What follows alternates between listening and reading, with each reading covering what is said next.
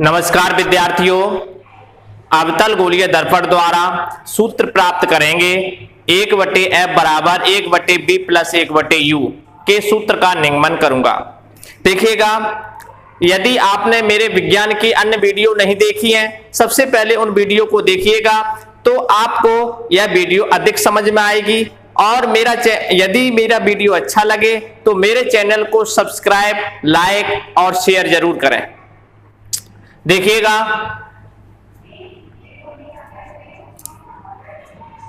अवतल गोलीय दर्पण द्वारा 1/f बराबर 1/b प्लस 1/u का निगमन कीजिए। सबसे पहले चित्र बनाएंगे। ये हमारा क्या है? अवतल गोलीय दर्पण है, जिसके उभरे हुए भाग पर पॉलिश होती है और दबे हुए भाग से प्रकाश का परावर्तन होता है। दबे हुए भाग से प्रकाश का परावर्तन होता है। इस दर्पण, देखिए ये उभरा हुआ भाग है, इस पर मैंने पॉलिश कर दी, और ये दबा हुआ भाग है, इससे प्रकाश का परावर्तन होगा। देखिएगा, इस दर्पण के मध्य बिंदु को ध्रुव कहते हैं, इसे हम P से प्रदर्शित करते हैं। और इस गोलीय दर्पण के केंद्र को वक्रता केंद्र कहते हैं, इसे हम C से प्रदर्शित करते हैं। ध्रुव और वक्रता केंद्र से होकर जाने वाली रेखा को मुख अक्ष कहते हैं। ध्रुव और वक्रता केंद्र से होकर जाने वाली रेखा को मुख अक्ष कहते हैं। ध्रुव और वक्रता केंद्र के मध्य फोकस स्थित होता है। क्या स्थित होता है? फोकस। ठीक है, और समझिएगा, देखिएगा, इस मुख अक्ष पर एक वस्तु मैंने AB लंबवत रख दी। कैसी रख दी? लंबवत वस्तु हमने रख दी AB। ये हमारी क्या है? वस्तु। देखिएगा, ये वस्तु है। वस्तु से सभी दिशाओं में प्रकाश की किरणें निकल रही हैं, लेकिन इन किरणों में से मैं कुछ किरणों को लेके चित्र को बनाएंगे। देखिएगा, एक प्रकाश की किरण मुख अक्ष के समांतर जाती है। किसके समांतर जाती है? मुख अक्ष के समांतर जाती है, जो किससे होकर गुजरती है? फोकस से होकर गुजरती है। मैंने इसको समझाया था। किससे होकर गुजरती है? फोकस से होकर गुजरती है। दूसरी प्रकाश की किरण वक्रता केंद्र से होकर जाती है, तो वक्रता केंद्र से जब होकर जाती है तो वक्रता केंद्र से ही वापस लौट जाती है। जब जहां पर ये दोनों किरणें आपस में मिलती हैं, वहां पर क्या बन जाता है? प्रतिबिंब बन जाता है। ये हमारा क्या बन गया? प्रतिबिंब। इसका नाम दे दिया A' और B'। देखिएगा, ये हमारा क्या है? प्रतिबिंब है। ठीक है, इसका नाम है A' और B'। अब समझिएगा, अब यहां पर इसको मैंने सीधा, ये जो हम चित्र बनाते हैं बहुत छोटे दर्पण, यानी कि बहुत छोटे दर्पण के लिए बनाते हैं। इसका नाम हमने रख दिया, इसका नाम रख दिया मैंने M, इसका नाम रख दिया मैंने N। एक हमने सीधा लंब खींचा, जिसका नाम रख दिया मैंने MN। इस दर्पण का नाम हमने रख दिया M1 और M2। माना M1 व M2 एक अवतल गोलीय दर्पण है, जिसका ध्रुव P, वक्रता केंद्र C और फोकस F है। मुख अक्ष पर एक वस्तु AB लंबवत रखी है, जिसका प्रतिबिंब A' और B' बनता है। इसकी जो भाषा हम लिखेंगे वो क्या लिखेंगे? माना M1 और M2 एक अवतल गोलीय दर्पण है, जिसका ध्रुव P, वक्रता केंद्र C, फोकस F है, और मुख अक्ष के लंबवत एक वस्तु AB रखी है, जिसका प्रतिबिंब A' और B' बनता है। जो हम दूरियां नापते हैं वो ध्रुव से ही नापी जाती हैं। दूरियां जो नापी जाती हैं वो ध्रुव से ही, दर्पण के ध्रुव से ही नापी जाती हैं। तो ये हमारा ध्रुव है, और ये हमारा फोकस है। ध्रुव और फोकस के बीच की दूरी को फोकस दूरी कहते हैं। इसे हम F से प्रदर्शित करते हैं। कैसे प्रदर्शित करते हैं? ध्रुव और एफ यानी कि फोकस के बीच की दूरी को फोकस दूरी कहते हैं, इसे एफ से प्रदर्शित करते हैं। और दर्पण की जो सामने दूरी नापी जाती है वो प्रकाश के किरण के चलने की विपरीत दिशा में दूरी नाप रहे हैं, प्रकाश के किरण के चलने की विपरीत दिशा में नाप रहे हैं। तो हम यानी कि ये सब दूरियां किसमें होगी? माइनस में होती है, ऋणात्मक होती है। यानी कि प्रकाश के चलने की विपरीत दिशा में जब दूरी नापते हैं वो दूरियां ऋणात्मक होती हैं। ये हमारा क्या है? प्रतिबिंब है। तो प्रतिबिंब और ध्रुव के बीच की दूरी को, ध्रुव और प्रतिबिंब के बीच की दूरी को v से प्रदर्शित करते हैं। और ये भी दूरी किसमें होगी? ऋणात्मक होगी, क्योंकि प्रकाश की किरण के चलने की विपरीत दिशा, प्रकाश किरण इधर जा रही है और हम दूरी इसके विपरीत दिशा में नाप रहे हैं, इसलिए ये ऋणात्मक दूरी होगी। ये हमारा वक्रता केंद्र है, वक्रता केंद्र, और ये क्या है? ध्रुव है। तो ध्रुव और वक्रता केंद्र के बीच की दूरी को वक्रता त्रिज्या कहते हैं, इसे हम r से प्रदर्शित करते हैं। ये भी दूरी हम प्रकाश के आने की विपरीत दिशा में नाप रहे हैं, ये भी माइनस में होगी। और ये हमारी क्या है? वस्तु है। वस्तु और ध्रुव के बीच की दूरी को u से प्रदर्शित करते हैं, वस्तु और ध्रुव के बीच की दूरी को u से प्रदर्शित करते हैं। प्रकाश की किरण के चलने की विपरीत दिशा में नाप रहे थे, इसलिए ये भी दूरी किसमें होगी? ऋणात्मक होगी। इसके बाद समझिएगा, एक त्रिभुज है हमारा BAC, ये वाला त्रिभुज है, और दूसरा त्रिभुज है हमारा CA', ये वाला त्रिभुज है। ठीक है, इन दो त्रिभुजों में यानी कि त्रिकोण BAC ये वाला कोण, इस वाले में CA', ये वाला कोण कैसा है? बराबर है, क्योंकि ये भी समकोण है और ये भी समकोण है, ये भी 90 है और ये भी 90 है, समकोण है, तो ये आपस में कोण क्या है? बराबर है। और इस वाले त्रिभुज में ये कोण और इस वाले त्रिभुज का ये कोण आपस में क्या है? बराबर है।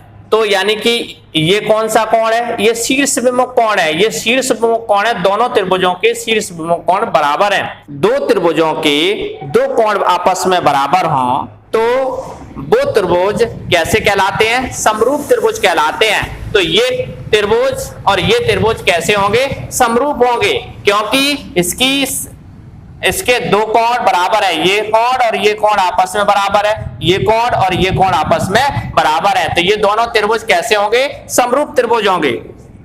तो यहां पर लिखेंगे त्रिभुज BAC तथा CA' और B'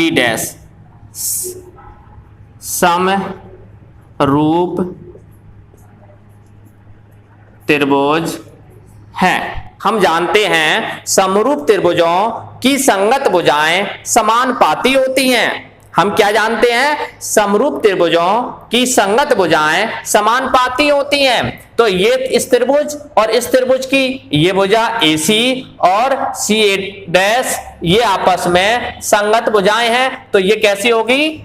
समानुपाती होंगी। तो हम यहां पर लिखेंगे AC वटे इस त्रिभुज की ये भुजा CA' बराबर, ये लिखेंगे भुजा AB वटे इस कोण के सामने वाली भुजा ये AB, और इस कोण के सामने वाली भुजा ये A' B'।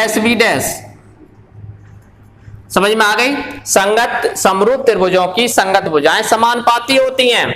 तो इसकी भुजा AC और इसकी भुजा CA' समानुपाती होंगी। ये क्या है? AB और A' B' कैसी होंगी? समानुपाती होंगी। ठीक है, ये समीकरण नंबर हमारा कौन सा बन गया? 1। इसके बाद देखिएगा, अब दूसरा त्रिभुज, एक त्रिभुज है हमारा FNM, त्रिभुज FNM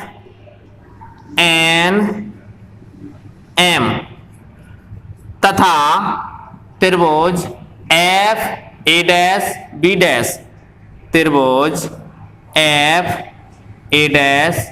B' समरूप त्रिभुज है। देखिएगा कैसे है? इसका ये कोण और इसका ये कोण आपस में कैसे हैं, बराबर है। ये भी 90 अंश है, ये भी 90 अंश, ये दोनों कोण आपस में कैसे हैं, समकोण है। तो यानी कि ये कोण आपस में बराबर है। इसका शीर्ष विमुख कोण ये, इसका शीर्ष विमुख कोण ये आपस में क्या है, बराबर है। तो दोनों त्रिभुजों के दो कोण बराबर हैं, तो ये कैसे होंगे, समरूप त्रिभुज होंगे। और समरूप त्रिभुज होंगे तो हमने बताया था कि समरूप त्रिभुज की संगत भुजाएं समानुपाती होती हैं। तो यहां पर देखिए समरूप त्रिभुज की एक भुजा ये FN और इस त्रिभुज की भुजा ये FA' बराबर होगी MN, ये भुजा और इसकी ये भुजा A' और B', ये आपस में कैसी होंगी, बराबर होंगी। और हम जानते हैं, क्या जानते हैं, जानते हैं कि देखिएगा ये किरण कैसी जा रही है, समांतर जा रही है। ये जो किरण जा रही है मुख अक्ष के समांतर जा रही है। जितनी दूरी यहां होगी उतनी दूरी यहां होगी। तो यानी कि AB और MN आपस में क्या होंगे, बराबर होंगे। तो क्या लिखेंगे कि यहां पर लिखेंगे AB बराबर होगा MN के। तो हम MN की जगह पर क्या लिख देंगे, AB लिख देंगे। तो कितना आ जाएगा, FN बटे FA' बराबर, यहां MN की जगह पर क्या लिख देंगे, AB बटे A' और B'। समीकरण नंबर 2 देखिएगा, समीकरण 1 में और 2 में RHS बराबर है। जिसके RHS और RHS बराबर होते हैं तो हम जानते हैं उसके स्वाभाविक ही LHS बराबर होंगे। तो इसके LHS और इसके LHS और इसके LHS आपस में कैसे होंगे, बराबर होंगे। तो देखिए हम बराबर कर देंगे आपस में, तो क्या हो जाएगा, यहां लिख देंगे समीकरण 1 व 2 से, और समीकरण 1 व 2 से हम ये देखते हैं कि इसके RHS और RHS आपस में बराबर है। तो इसके LHS भी आपस में क्या होंगे, बराबर होंगे। तो यहां लिख देंगे AC बटे CA' बराबर, यहां लिख देंगे FN बटे FA'। समझ में आ रहा होगा आपको। अब यहां पर समझिएगा, AC दर्पण हमारा बहुत छोटा है। क्या है, गोलीय अवतल गोलीय दर्पण, अवतल। देखिएगा FN की जगह पर लिखेंगे अवतल गोलीय दर्पण बहुत छोटा है।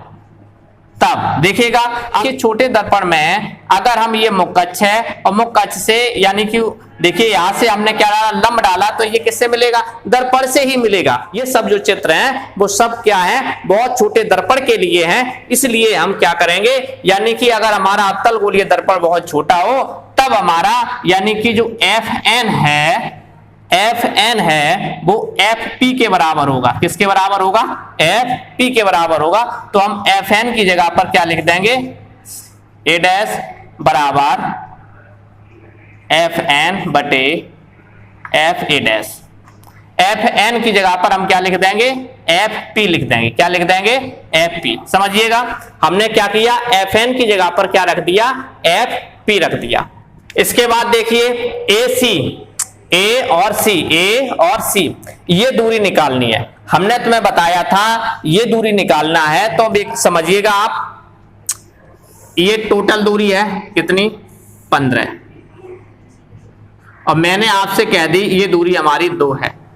तो ये दूरी ज्ञात कीजिए। तो आप क्या करोगे, यहां से यहां तक की टोटल दूरी देखोगे कितनी है, 15। पड़ोस की दूरी कितनी है, 2 है। घटा दोगे कितनी आ जाएगी, 13। तो यहां पर लिख दोगे 13। इसी प्रकार हमें निकालनी है AC, और AC निकालनी है तो हम यहां से टोटल दूरी देखेंगे तो कितनी है, AP है। इसके बाद हमें किसकी दूरी निकालनी है, AC की। अब यहां से यहां तक कितनी है, P है। अब इसके पड़ोस की दूरी कितनी है, CP है। तो AP में से CP घटा देंगे बटे। बात आ रही समझ में? यदि नहीं आ रही है समझ में तो हम ऐसे भी समझ सकते हैं। हमें A है और C है, A और C के बीच की दूरी निकालने है। किसके अकॉर्डिंग निकालना है, P के। तो हम पहले क्या लिख देंगे, AP। फिर घटा के क्या लिख देंगे, CP। कोई दिक्कत आ रही, बिल्कुल आसानी से कर देंगे। इसके बाद देखिएगा CA डैश है, CA डैश, ये दूरी निकालनी है। तो पहले हम टोटल दूरी देखेंगे, तो यहां से C और P। इसके बाद देखिए इसके पड़ोस की दूरी कितनी है, माइनस A डैश P। या हम इस तरीके से समझ सकते हैं हमें किसकी दूरी निकालनी थी, C और A डैश की निकालनी थी। किसके अकॉर्डिंग निकालनी थी, P के। तो हम पहले क्या लिखेंगे, CP लिखेंगे, माइनस लगा देंगे A डैश P। तो वही तो हमने लिखा है, बिल्कुल आसानी से समझ सकते हैं। इसके बाद देखिए FP दूरी सही है, इसको नहीं बदल लिखना है, ठीक है। इसके बाद देखिएगा FA डैश, ये वाली दूरी देखना है। यहां से यहां तक की दूरी निकालना है, तो सबसे बड़ी दूरी पहले लिखी जाती है। तो सबसे बड़ी दूरी ये है, A डैश P। देखिएगा इसमें सबसे, यानी कि यहां से यहां तक की दूरी लिखेंगे A डैश P, माइनस फिर कौन सी लिखेंगे, FP, ठीक है। यानी कि इन दोनों के बीच की दूरी तो हम आसानी से समझ सकते हैं। टोटल दूरी लिखी, फिर इसके पड़ोस वाली दूरी घटा दी, आ गया। इसके बाद समझिएगा